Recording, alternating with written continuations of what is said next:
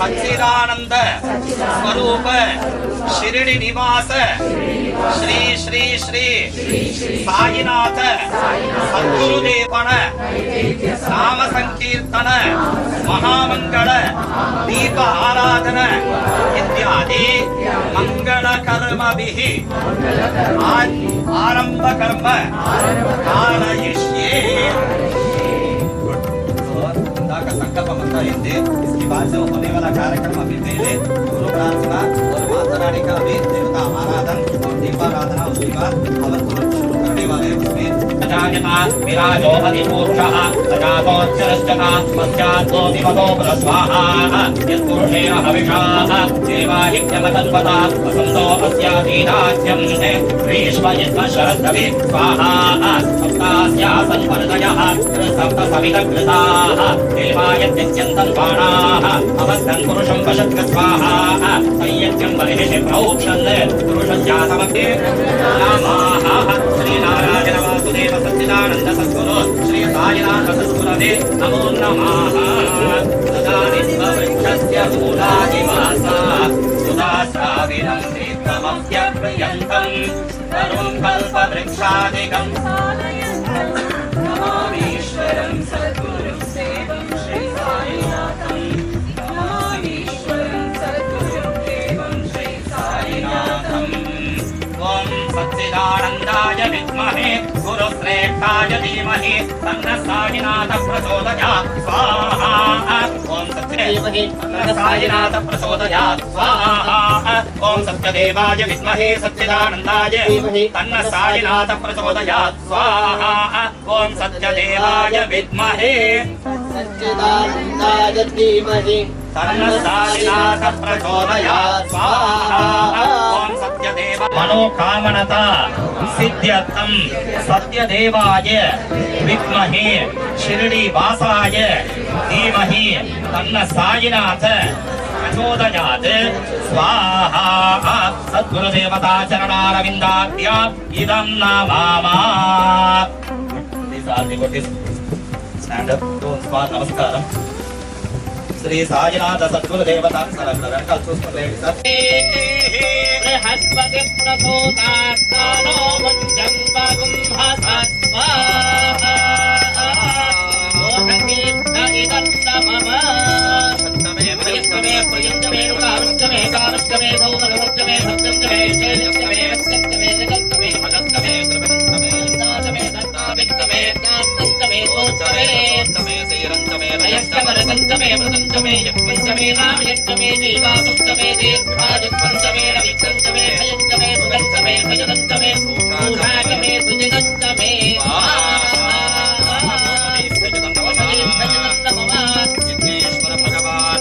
यज्ञेश्वर भगवान के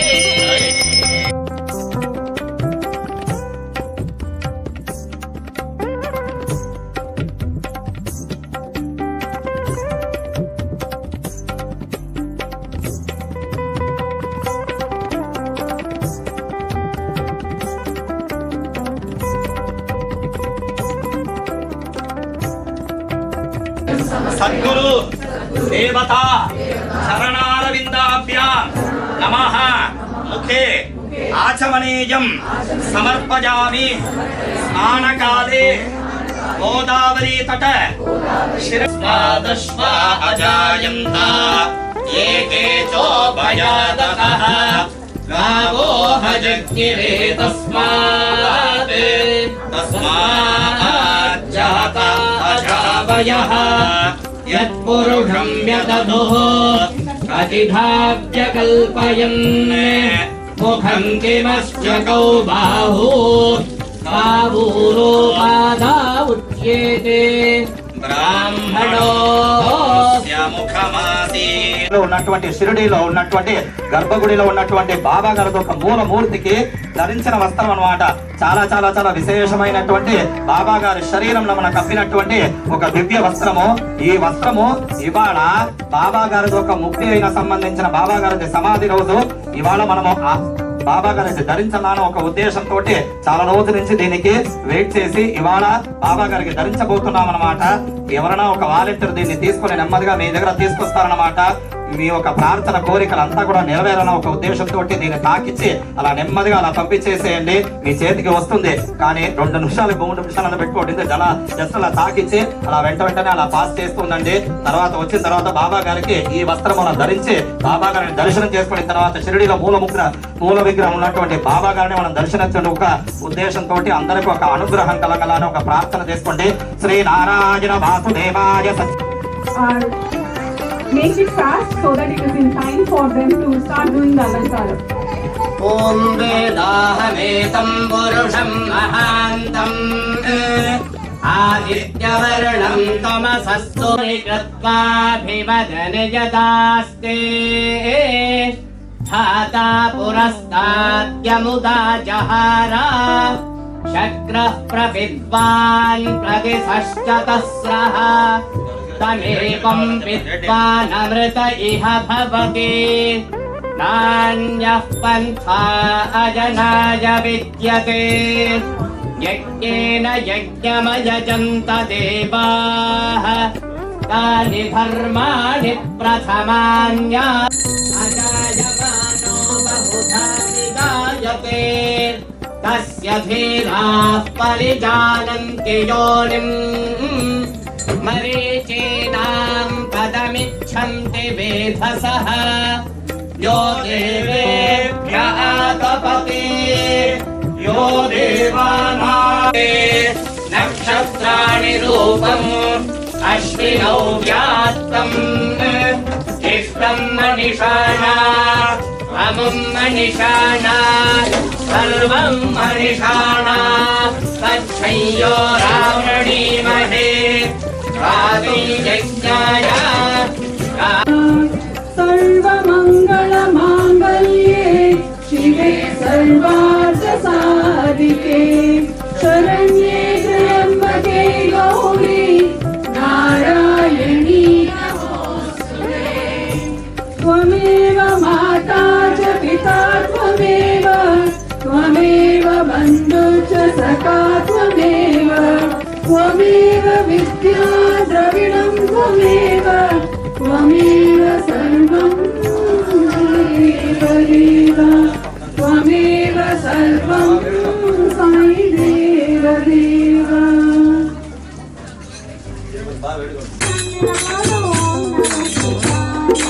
बोलो बोलो सब मिल बोलो ओम नमः शिवाय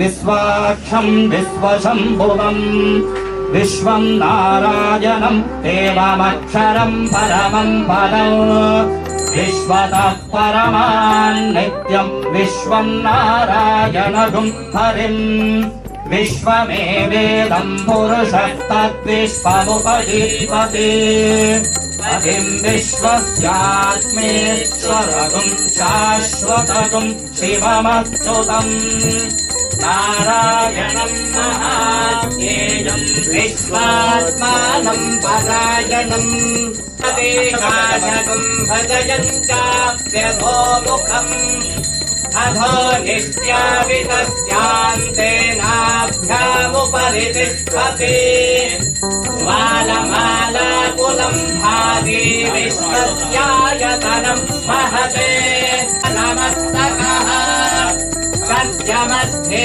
वह्निशिखा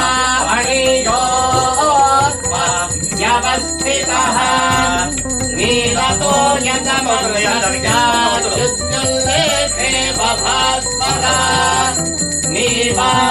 नीवारशोभवत्तन्वे